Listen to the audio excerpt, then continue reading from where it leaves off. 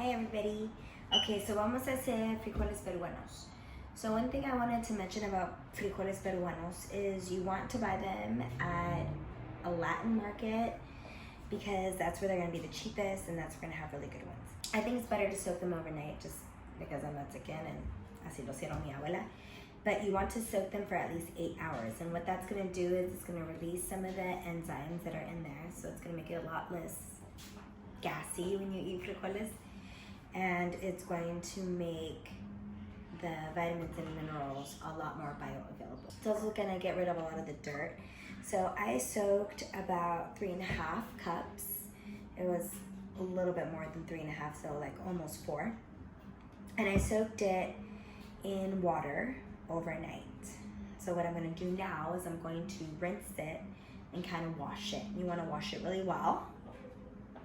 So what I'm going to do is I'm going to put cold water and I'm going to kind of release the bottom that has all the dirt.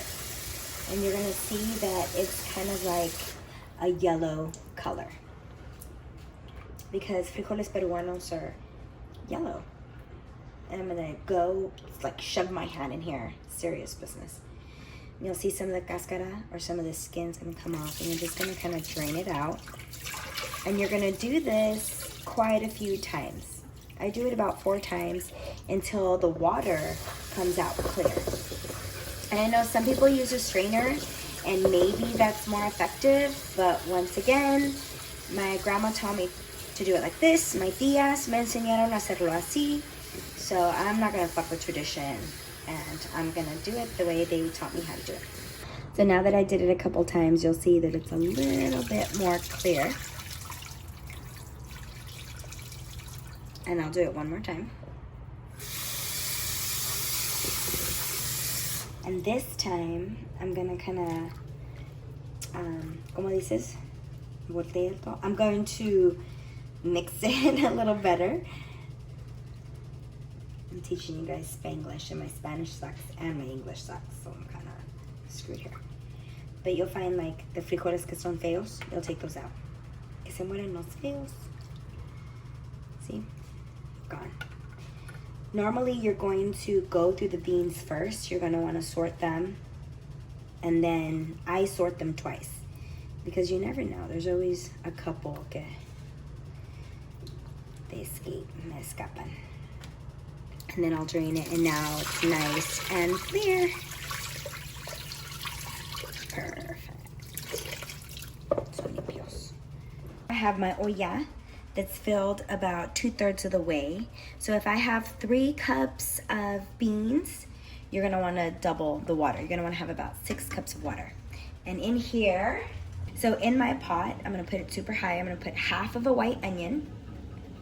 For chile, I'm going to put a habanero because I made it for my nana and she loved it. I'm gonna put 2 garlic cloves. Perfect. Cover it. I'm gonna wait until it boils and then I'm gonna add the frijoles peruanos. Now that the water is boiling, I'm gonna get my frijoles. Uy, ah! And I'm gonna put them inside. All the way until you fill it up and then you'll put the lid on it. So after about 2 hours, your frijoles are gonna look like this and you know they're done when you take one out. See? And then you squash it. It should be nice and soft. Whoops! And then I put a tablespoon of coarse red salt. I put in at the end. And then 2 more fresh garlic cloves. Wah! And then I'm going to leave it in there for another half an hour. And then, of course, sal como tú quieres. So if you want to add more salt, add more salt. I don't add a lot of salt to my food. Just because I try to keep it to a minimal. But, you know, to each their own. If you're running a lot, then I'll add more salt because then I need it. And, you know, it's been quarantine, so fuck, I've been running a lot. And then you cover it again. And then you'll leave it in there for about 30 more minutes. And then we'll see how it turns out later. And it's totally done. Ya está terminado. And then you take one out. Super delicious.